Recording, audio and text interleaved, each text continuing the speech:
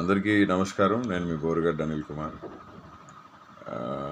గత 4 నెలలుగా కుటుంబ ప్రభుత్వం నాపై కక్ష సాధింపు చర్యలు చూస్తూ ఉన్నారు. ఫిబ్రవరి 14వ తారీఖు ఇంటర్మ్ బెయిల్ మీద నేను బయటికి రావడం జరిగింది. ఇది వివరణ ఎందుకంటే గత రాత్రి నుంచి ఇవాళ నాకు అనంతపురం బెయిల్ వచ్చే తరుణంలో మళ్ళీ నాకు బెయిల్ రాకుండా చేసేదానికి కుటుంబ ప్రభుత్వం పనిన కుట్ర ఇది. దళితున్నైన నన్ను చిత్రహింసలు పెట్టారు. 3rd డిగ్రీ ఇచ్చారు కర్నూలులో. నా వెన్నుపూస L4 బోన్ ఫ్రాక్చర్ అయింది. నా testis right side blood clot అయింది బుట్కాలతో తనటం వల్ల. ఆల్ ఇండియా మెడికల్ సైన్సెస్ వారు నివేదిక ఇచ్చారు.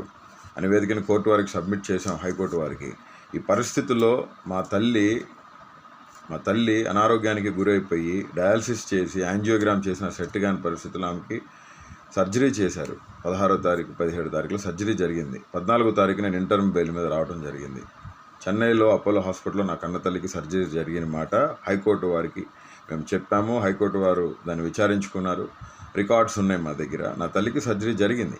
14వ తారీఖు రిలీజ్ అయిన నేను 28వ తారీఖు వరకు నేను మా తల్లిగారితో ఉండి 28వ తారీఖున నేను సెంట్రల్ ప్రిజన్లో ఎక్స్టెన్షన్ బెయిల్ కేసు రాకపోతే సెంట్రల్ ప్రిజన్లో నేను 4:45 కల్లా నాకు ఇచ్చిన టైం పరిధిలో కోర్టు వారిని గౌరవించి నేను సరెండర్ అవడం జరిగింది. ఆ క్రమంలో మళ్ళీ వెంటనే మరుసటి రోజు నాకు మళ్ళీ ఇంటర్మ్ బెయిల్ రావడం జరిగింది. 3వ తారీఖు నేను రిలీజ్ అయ్యాను. 1వ తారీఖు ఇంటర్మ్ బెయిల్ ఇస్తే నేను 3వ తారీఖు రిలీజ్ అయ్యాను. ఆదివారం కావడంతో అక్కడ స్టాఫ్ కొరత ప్లస్ షూరిటీస్ సరిపోలేదని చెప్పడంతో ఈ క్రమంలో నా తల్లిని నేను ఒక్కడనే కొడుకుని నేనే చూసుకోవాలండి. 5 చెల్లెళ్ళు ఉన్నారు. వాళ్ళంతా చదువుకున్నారు, పెళ్ళిళ్ళు చేసుకొని సెటిల్ అయ్యారు వాళ్ళు. ఇప్పుడు నా కన్న తల్లికి తండ్రి లేడు, చనిపోయారు. నా తండ్రి చనిపోయారు. ఈ పరిస్థితుల్లో ఇంటర్మ్ బెయిల్ రాకుండా చేసేదానికి శతవిధాల ప్రయత్నాలు చేశారు. కానీ హైకోర్టు మీద, ఉన్నతమైన న్యాయస్థానాల మీద నమ్మకం ఉంది మాకు. ఇప్పుడు కొత్తగా కావించింది ఏంటంటే నేను ఏదో ఫేక్ సర్టిఫికేట్ నేను అసలు ఫేక్ సర్టిఫికేట్ ఎలా పెడతానండి? నేను సెంట్రల్ ప్రిజన్లో ఉన్నాను, నేను జైల్లో ఉన్నాను. మెడికల్ సర్టిఫికేట్స్ మొత్తం మా వాళ్ళు అక్కడ సబ్మిట్ చేశారు కోర్టుకి. కోర్టు వారు దాన్ని చూసి నాకు ఇంటర్మ్ బెయిల్ ఇవ్వడం జరిగింది.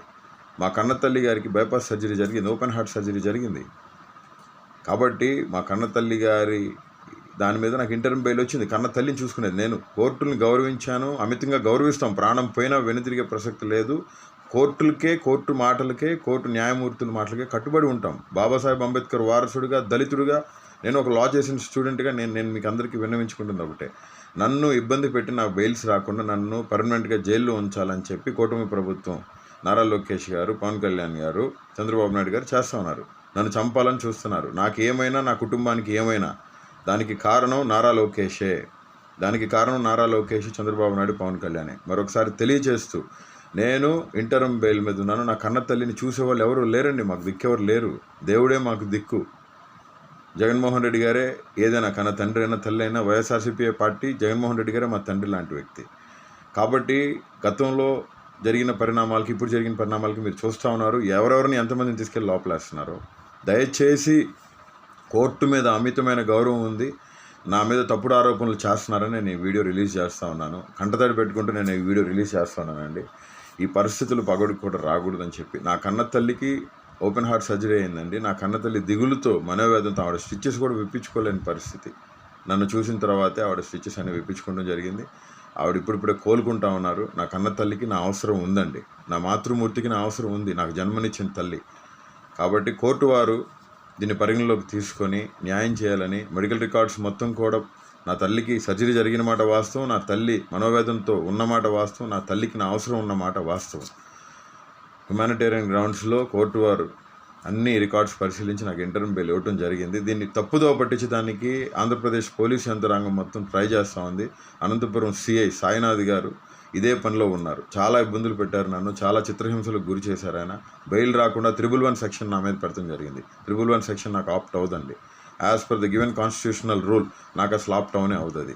దయతో కోర్టు వారు కూడా దీన్ని పరిగణలోకి తీసుకొని, నేను ఎటువంటి తప్పు చేయలేదండి. నేను ఎటువంటి తప్పు చేసినా కానీ మీరు ఏం చెప్తే నేను చేసేదానికి సిద్ధంగా ఉన్నానని చెప్పి తెలియచేస్తూ, నా తల్లి దగ్గర నేను ఉండటం జరిగింది. నా కన్న తల్లి చెన్నైలో నేను ఉండి మా అమ్మని చూసుకుంటా ఉన్నాను.